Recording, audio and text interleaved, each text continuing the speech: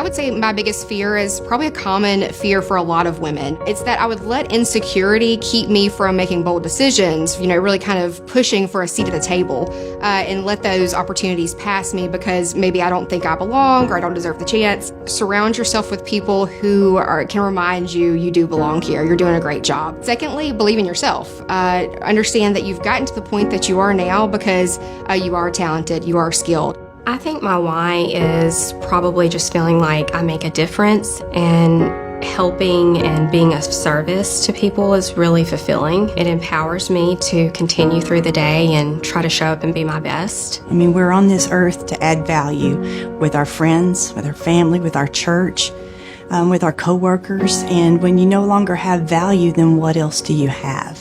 Biggest fear for me is learning how to say no. I like to say yes. I don't like to say no. But if you say yes all the time, you can't say yes to the important things.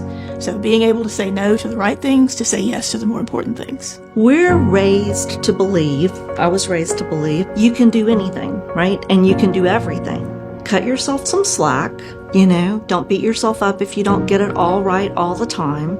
And be very deliberate about where you choose to spend your time. My biggest fear is failure.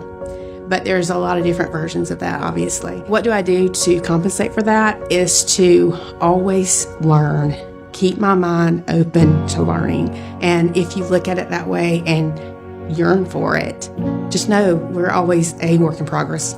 The biggest way to overcome your fears is to talk about them. We don't do that enough, and I think that's why there's so much stigma related to mental health in our communities, because we don't talk about the things that scare us, and we don't have uncomfortable conversations, which we have to be able to do in order to grow and overcome the fears. The most meaningful part about my career is the impact that I can make on families' lives without having to be in that family's life for long term. It's knowing that the choices that I help these families make on their own are choices that they can be proud of, that they can stand by.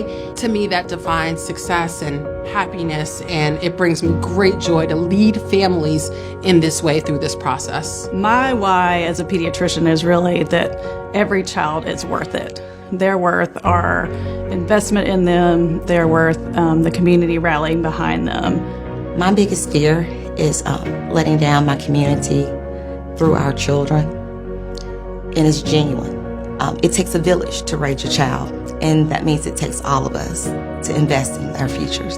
When I look back over my life and I want to think about my legacy, I want to make sure that I've made an impact, that I have done something to make a change. I've improved the space that I was in, and I have made and put a smile on someone's face and allowed them to reach their full potential in terms of who they are. Probably the thing that's meant the most is being able to take the difficult cases and circumstances that I've had, but then go and help work to try to find solutions for those. I don't want to have regrets. I want to know that when my end comes, I have absolutely done everything I know to do to help people. The beauty of getting older is that when you first start in your career, you are so focused on, let me show others what I can do. And then you get to a point where you're like, you know what? My job is to show others what other people can do. Working with some of our younger folks, I feel like I'm getting more from them. It's the older folks that need the mentoring from the younger ones. I love what I do. But there are a lot of challenging moments throughout the day, and no day is ever the same. It's a minute by minute, new things happen every day. But at the end of the day, what keeps me going is definitely my family. If I'm not doing things with work, I'm totally doing things with family. So my daughters Bradley and Bailey are my why. They suffered a devastating loss at an early age, and I could never replace their dad. But I do my best to provide for them, to give them great experiences, to make memories with them, especially model how it's like to be a mom and to have a successful career and meeting your responsibilities and obligations. The most meaningful part of my career is the ability to influence individual lives and to make an impact in the community that I serve. So the meaningful part of my career is that I helped be that bridge where people can cross and meet in the middle. And so I love that. I like playing a part in that, and then I like to see the magic happen between everyone else. One message that I would have is that competition can breed success, but partnerships actually lead to success. We need to come together under those partnerships and really work side by side, because that's how we're going to be successful long term, is by coming together.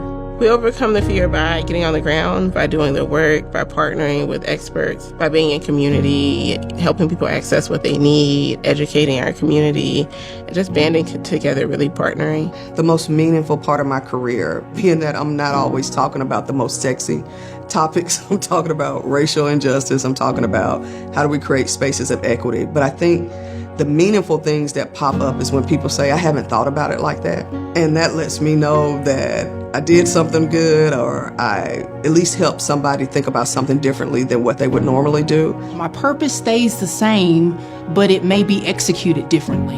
So this was actually not my career. So that goes back to purpose. I was a voice for people, in TV news, and now I'm just a voice for people that are like my family now. So again, it's just executing and shifting, but the purpose still remaining the same.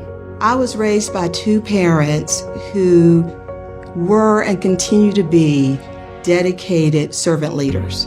One of the things that came out was their strong belief in the value of education. In fact, they believe that education is really the great equalizer in this society. And access and opportunity for education is worth fighting for every day.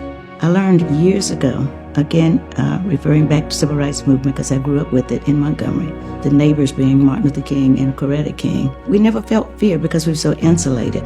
My daughter happened to ask Mrs. Abernathy, Juanita Abernathy, was she ever afraid? And she said, you can't have faith and fear exist in the same place. Everyone has something to contribute to make the state better, whether they are white, black, Indian, Hindu, Muslim, Christian, whomever. Everybody, boys, girls, women, men, the young, the old, we all can work together to make the state better. Personally, I have been that under-resourced woman. When you go through challenges in your life, you empathize with others who might be going through the same thing.